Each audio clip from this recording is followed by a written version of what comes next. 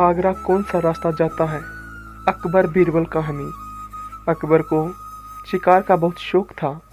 वे किसी भी तरह शिकार के लिए समय निकाल ही लेते थे। बाद में वे अपने समय के बहुत ही अच्छे घुड़सवार और शिकारी भी कहलाए।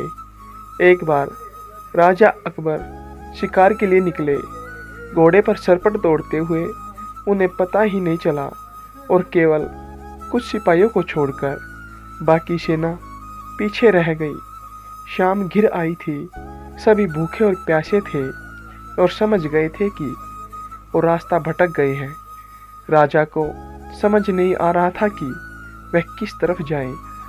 कुछ दूर जाने पर उन्हें एक तिरहा नजर आया। राजा बहुत खुश हुए। चलो, अब तो किसी तरह वे अपनी राजधानी पहुंच ही जाएंगे, लेकिन जाएं तो जाएं किस तरफ? राजा उलझन में थे। वे सभी सोच में थे, किंतु कोई युक्ति नहीं सूझ रही थी।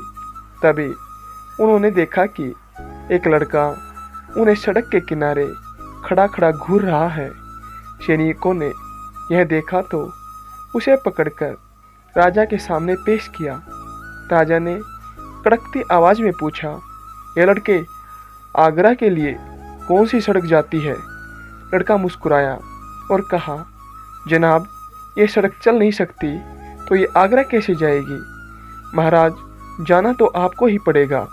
और यह कहकर वह खिलखिलाकर हंस पड़ा। सभी सैनिक मौन खड़े थे। वे राजा के गुस्से से वाकिफ थे। लड़का फिर बोला, जनाब, लोग चलते हैं, रास्ते नहीं। यह सुनकर इस बार राजा मुस्कुराया और कहा, नहीं, तुम ठीक ही कह रहे हो। तुम्हारा नाम क्या है? अकबर ने पूछा। मेरा नाम महेश दास है महाराज, लड़के ने उत्तर दिया। और आप कौन हैं? अकबर ने अपनी अंगूठी निकालकर महेश दास को देते हुए कहा, तुम महाराज अकबर हिंदुस्तान के सम्राट से बात कर रहे हो। मुझे निडर लोग पसंद है। तुम मेरे दरबार में आना और मुझे ये अंगूठी दिखाना। ये अंगूठी देखकर मैं तुम्हें पहचान लूँगा। अब तुम मुझे बताओ कि मैं किस रास्ते पर चलूँ ताकि मैं आगरा पहुँच जाऊँ। महेश दास ने सिर झुकाकर आगरा का रास्ता बताया और जाते हुए हिंदुस्तान के सम्राट को देखता रहा। इस तरह अकबर भविष्य के बीरबल से मिले।